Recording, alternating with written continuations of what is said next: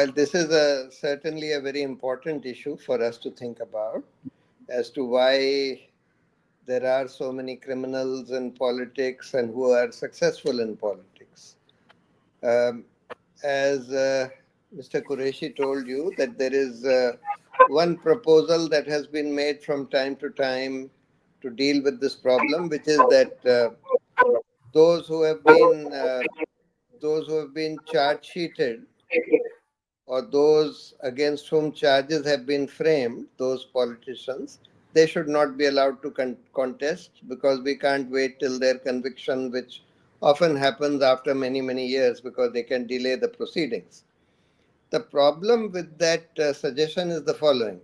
You see, charge sheet is in the hands of the investigating agency, which we have seen is in the hands of the government, notwithstanding the Supreme Court's orders on police reforms and reforms of the CBI, etc. Despite that, we are seeing that these investigating agencies act largely at the behest of the ruling party who control them. And it is easy for them to just frame any opposition politician if they want to, falsely frame them. And if they frame them falsely, for example, I'll just give you an example. Let's say that an opposition politician is accused of rape, and they get somebody, to a victim, to say that yes, he raped me. Now, uh, obviously, if a police files a charge sheet on the basis of the uh, allegation of that victim, then charges, the court will have no option but to frame charges and hold a trial. So that would mean that till the trial is completed, this politician would be barred from contesting the elections. So therefore, this such a provision can lead to a lot of misuse by the ruling party against opposition politicians who may be wrongly framed, and courts have no option but to frame charges, because at the stage of framing charges they cannot judge whether the statement or the allegation made by the victim is true or false.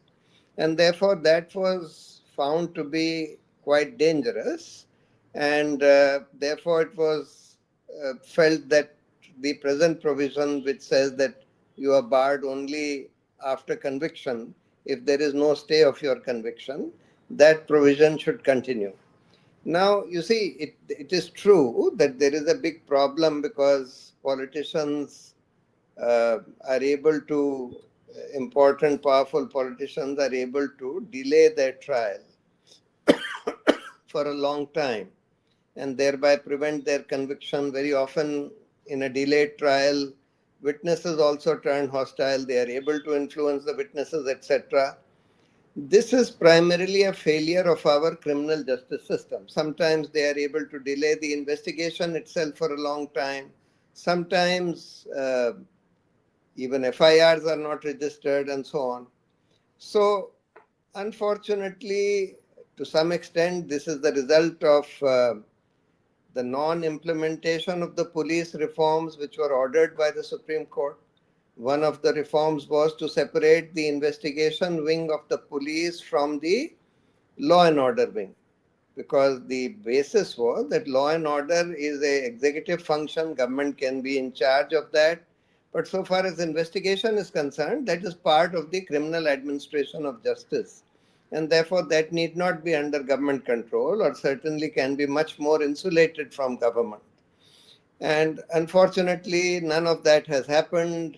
There was a direction regarding the manner in which DGPs should be appointed, that UPSC should select three names and the government only has an option to select one of those three, etc.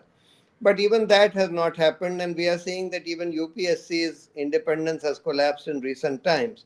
And therefore, Mr. Prakash Singh has made another application for modifying this and having a selection committee for DGPs, just like they have for the CBI director, that is, Prime Minister, Leader of Opposition, and the Chief Justice of India.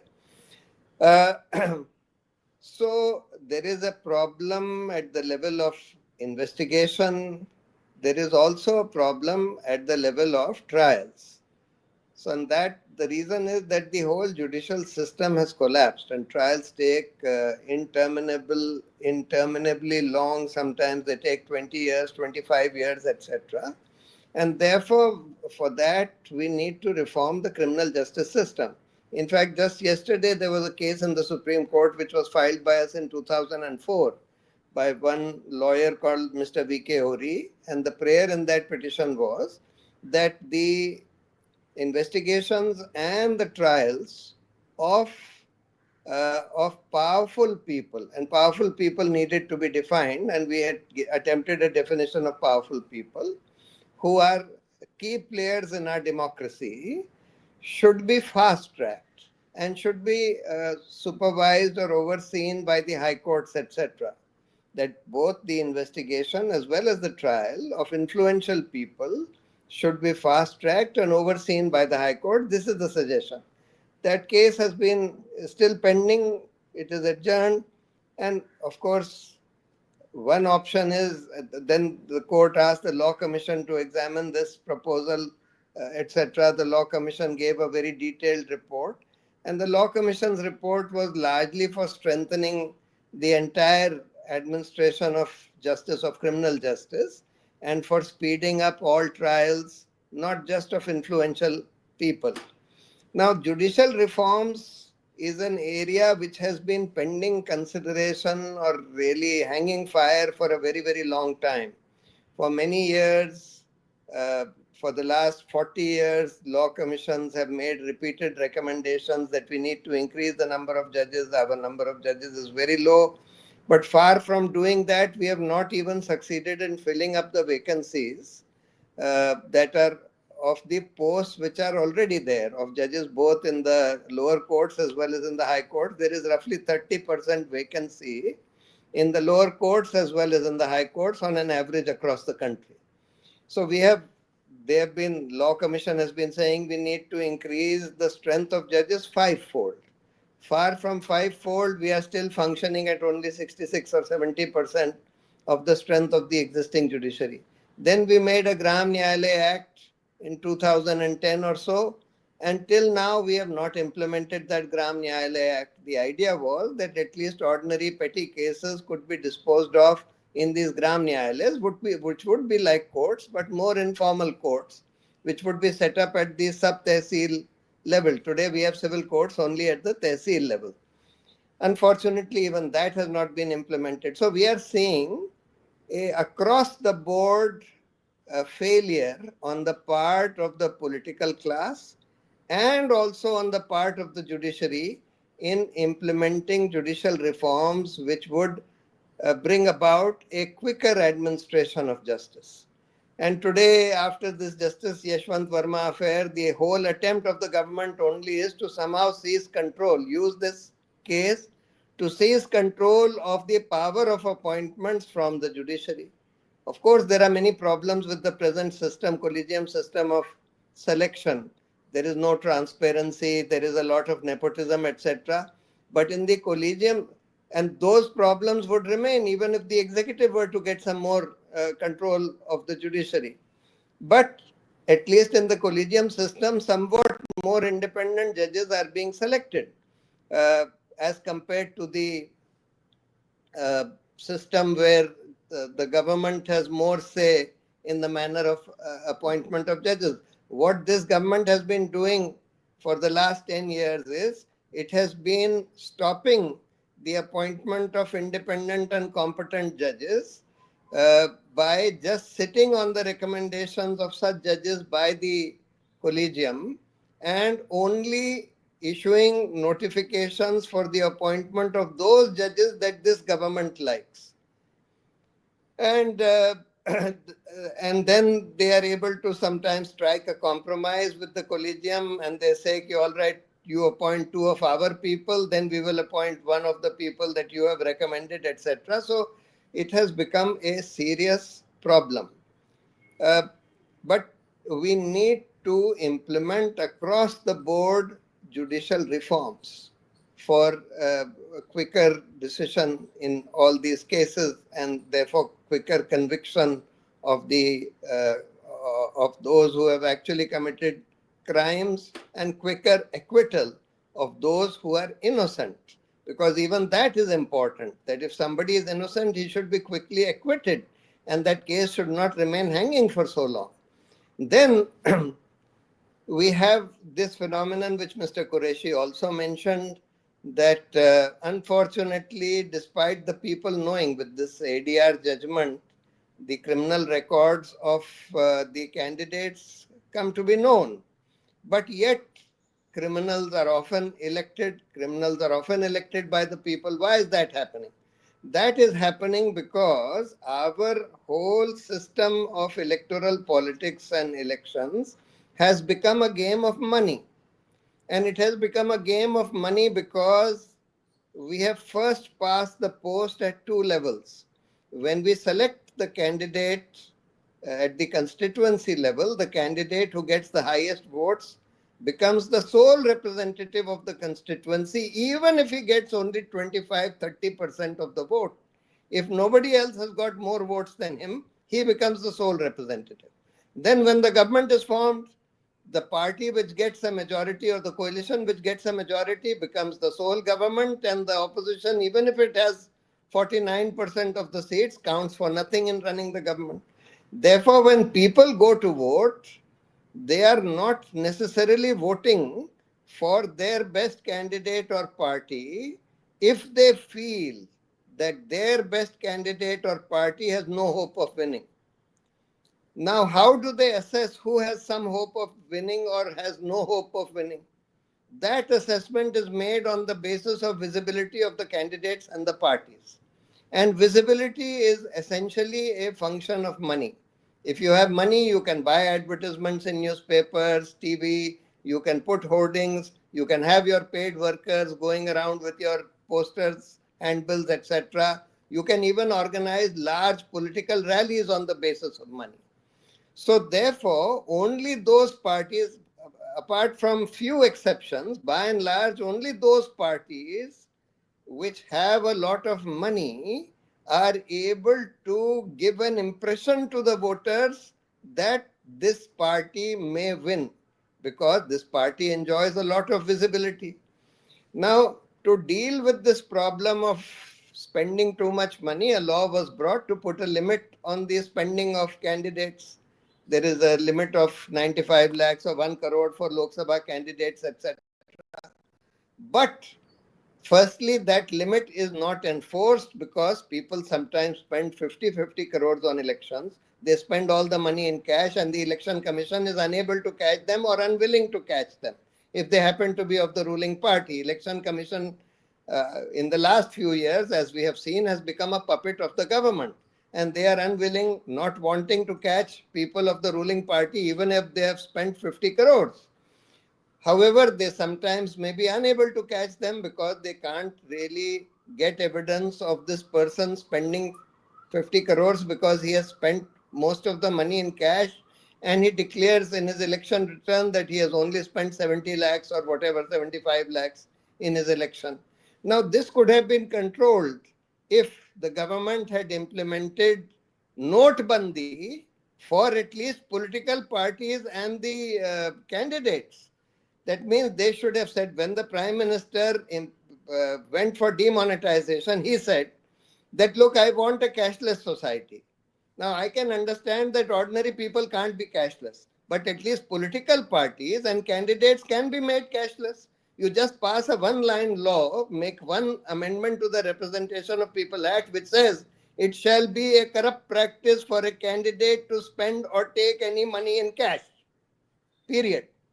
That will be a corrupt practice for which they will be liable to be disqualified. Now, if you are caught, even in one instance, of spending any money in cash or taking any money in cash, you will be disqualified. If this law had been brought, it would have curbed this thing to a very large extent. Secondly, there is no limit on spending by a political party. Now, if the BJP puts up 500 candidates in the Lok Sabha, at most all the candidates of the party put together can spend 500 crores. But the BJP in the last 5 years gathered 16,000 crores. just by way of electoral bonds as well as other donations. Where is 500 crores and where is 16,000 crores? That means the party can spend 30 times of what the candidate can spend on the elections. There is no limit on the spending by political party, etc. So therefore, we have reduced what Anna Hazare said. We have reduced elections to a game of पैसे से सत्ता और फिर सत्ता से पैसा. After you get elected, you use your power to get more money, and this is what we have come to. Of course, to curb the influence of black money or curb the influence of money in elections, we can implement several other reforms in our electoral system. One of them is proportional representation. In proportional representation, if a party gets 2% vote only nationally, it will still get 2% people elected. That means 11 people will be elected to the Lok Sabha of that party, even if it gets 2% vote. Then I know that even if I am voting for a small party, if that's the party that I like, I am not wasting my vote. Then I will vote for the party that I really like rather than in this first part, the post, where I will feel that, look, this party is not going to win, I'll be wasting my vote. And therefore, I will vote for the less bad among the two parties who have some chance of winning. This is what is happening. So therefore, proportional representation, then state funding of elections. So there are many candidates or many parties who don't have any money, even not even 1 crore per candidate. So therefore, their candidate cannot even spend 10 lakhs, what to say of 1 crore in the elections.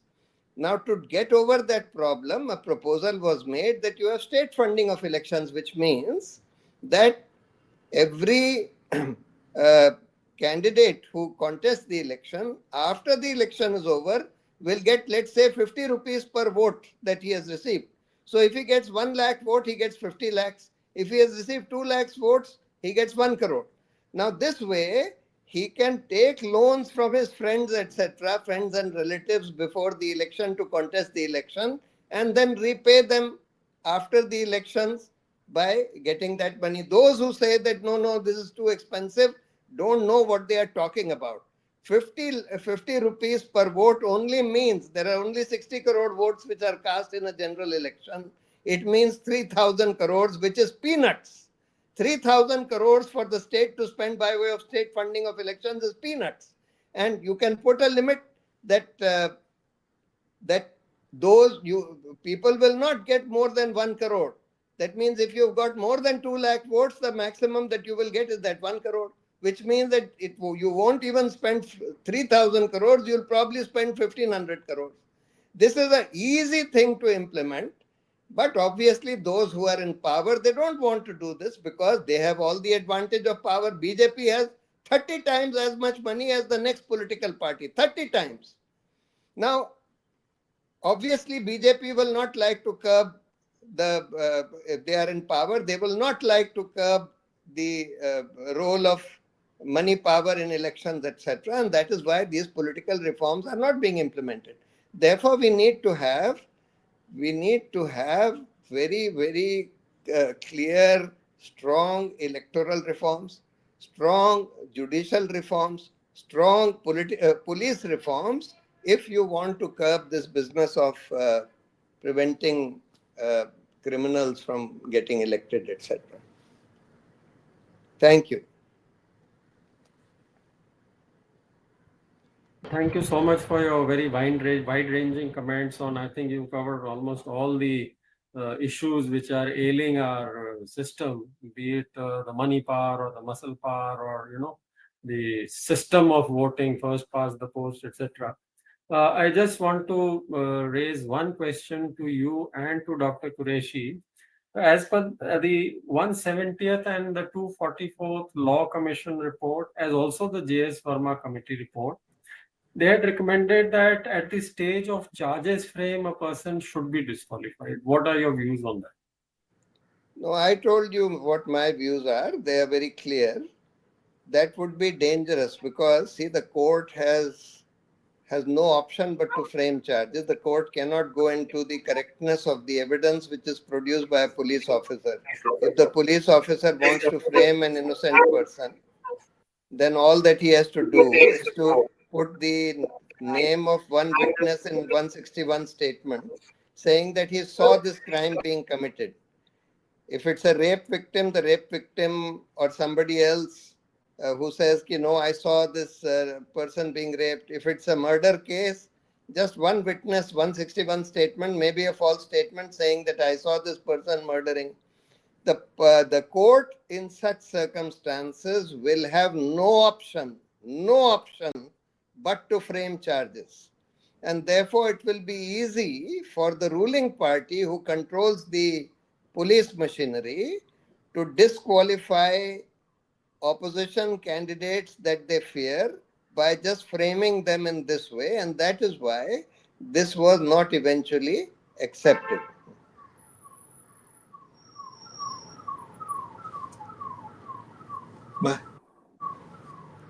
May I come in on this, General? Please, boliye. Yes, sir. Please, sir. Mr. Prashant Bhushan has very correctly pointed out the risk involved in, the framing of charges, because it is true that charges are framed by the police totally on the basis of the orders of the political masters. So there is no fairness. But judicially, I had conversation with some judges of the Supreme Court at different points in time. One very senior judge of the Supreme Court said that the framing of the charges, the judge can throw out the charges. And he said there are lots of cases which come in appeal that the charges have been framed wrongly and they go into appeal. Therefore, maybe theoretically that is the case, that the framing of charges has to be with the application of some judicial mind. Many other people say that, as Prashantji was saying, that it is almost automatic. Whatever police says, the court says, yes, these are the charges. So, but he knows better. What I was saying was that it is true that the court has the option of throwing out the charges, but that is if the charges are absurd and not supported by any evidence. Suppose somebody says that, look, this person has committed this murder, he is charged, the charge sheet is filed for murder. And the only evidence that the police produces is that somebody says that, look, I saw him walking past this dead body. Then the court will say, look, this is no evidence to charge him or accuse him for murder, and therefore he is discharged. But if the police is clever enough to say that some eyewitness is saying that I saw him shooting this man or whatever, then charges will have to be framed, because at that stage, the court cannot go into the correctness of the statement of this witness. That's what I was saying. Yeah. Mr. Bhushan, thank you very much. Thank you.